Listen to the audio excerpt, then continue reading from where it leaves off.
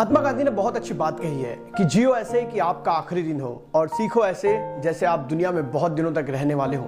नमस्कार दोस्तों, मैं अंकित, आप देख रहे हैं डोंट गिव अप। एक छोटी सी कहानी। ये कहानी एक तलवारबाज की। एक तलवारबाज जो अपने राज्य का सबसे बेहतरीन तलवारबाज था। उसकी तलवारबाजी इतनी निपुण थी कि राजा ने उसे सेनापति बना दिया। लेकिन कहते हैं ना, हर किसी का दिन ढलता है और ये तलवारबाज भी धीरे धीरे बुढ़ा हो गया। और बूढ़ा होने के बाद उस तलवारबाज को ये लगने लगा, अगर मैं मर जाऊंगा तो मेरे पास जो ये विद्या है, ये विद्या मेरे साथ ही खत्म हो जाएंगी। इसीलिए वो विद्या को लोगों को देना चाहता था। इसलिए वो राजा के पास गया और राजा से कहा कि राजा साहब, मेरी जो तलवारबाजी की कला है, मैं ये लोगों को सिखाना चाहता हूँ, मैं अपने युवाओं को सिखाना चाहता हूँ। राजा को भी उस बूढ़े तलवारबाज की, उस सेनापति की बात बहुत पसंद आई और राजा ने ऐलान किया कि हमारे राज्य के सेनापति तलवारबाजी पूरे युवाओं को सिखाएंगे। और बच्चों की ट्रेनिंग शुरू हो गई। बहुत सारे युवा उस तलवारबाज के पास आकर तलवारबाजी की ट्रेनिंग लेने लगे और देखते ही देखते बहुत सारे तलवारबाज राज्य में बन गए। लेकिन बहुत सारे लोगों में कोई ना कोई ऐसा निकल ही जाता है जो एक्स्ट्रा ऑर्डिनरी सोचता है। और एक तलवारबाज वैसे ही उस सेनापति के पास आता था जो अपने गुरु से तलवारबाजी सीखता था और उसे लगने लगा था कि वो अपने गुरु से भी बेहतरीन तलवारबाज बन चुका है और उसका ये घमंड उसके सरों पे चढ़कर बोलने लगा था।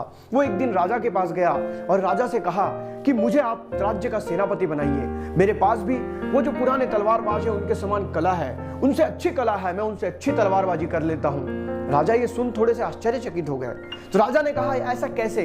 तो उस तलवारबाज ने कहा कि आप मेरा सामना करवाइए उस सेनापति से, उस तलवारबाज से, देख लेंगे कौन ज्यादा निपुण है। और राजा ने इस बात को स्वीकार किया।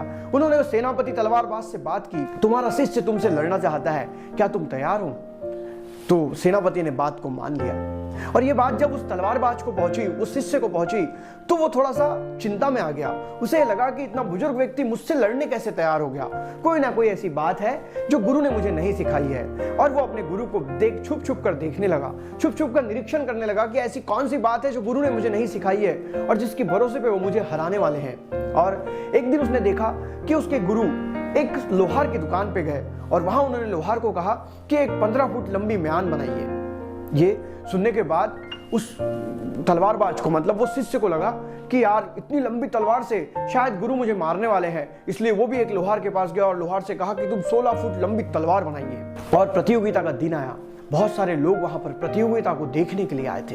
वो प्रतियोगिता को देखने के लिए इतने सारे लोगों की भीड़ थी और सेनापति का शिष्य दोनों आमने सामने खड़े थे लड़ने के लिए। और जैसे ही वहां सामना सामना हुआ, सेनापति ने तलवार निकाली और उस शिष्य के गर्दन पर रख दी और शिष्य वो 16 फुट लंबी तलवार ही निकालते रह गया और वहां पर वो शिष्य हार गया। दोस्तों, ये जो गलती उस शिष्य ने की, ये गलतियां हम भी अक्सर लाइफ में करते हैं। हम जब कुछ नया सीखने लगते हैं तो हमें बहुत जल्द ये लगने लगता है कि हम तो इसमें बेहतरीन हो चुके हैं और हमें लगने लगता है कि हम ही इस बात को अच्छे से कर सकते हैं, इस दुनिया में और कोई नहीं कर सकता। ये चीज गलत है।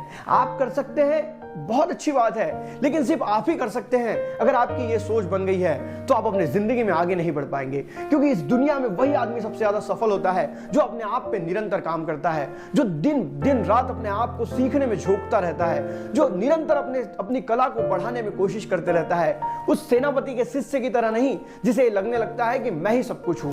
और जिस व्यक्ति ने भी ये सोचा कि मैं ही सब कुछ हूं, ये उसके अंत की शुरुआत होती है। दोस्तों, जिंदगी में आगे बढ़ने का सबसे बड़ा मूल मंत्र यही है कि आप जिंदगी में निरंतर सीखते रहें और तब तक सीखते रहें जब तक आप इस दुनिया को छोड़कर नहीं जाते। एक कवि ने बहुत अच्छी बात कही है कि मेरी सबसे सुंदर कृति अभी तक इस दुनिया में नहीं आई है और वो शायद आखिरी दम तक आते रहेंगी, क्योंकि एक आदमी कब तक अपने आप में सुधार ला सकता है, इसकी कोई सीमा नहीं है। इसलिए अपने काम पे निरंतर ध्यान दी और अपने घमंड को अपने पास रखिए कि आप ही सब कुछ हैं, आप ही बेहतरीन हैं। इस दुनिया में हजारों लोग ऐसे हैं जो खत्म हो चुके हैं और उनका कोई नामो निशान भी नहीं है। इसलिए जिंदगी में आगे बढ़ना चाहते हो तो अपने घमंड को कभी अपने ऊपर हावी ना होने दो। दोस्तों, छोटी सी कहानी अगर आपको अच्छी लगी तो वीडियो को लाइक करें और मैं इस चैनल पे रोज एक नई कहानी के साथ आता हूं। तब तक के लिए अलविदा, जय हिंद, वंदे मातरम।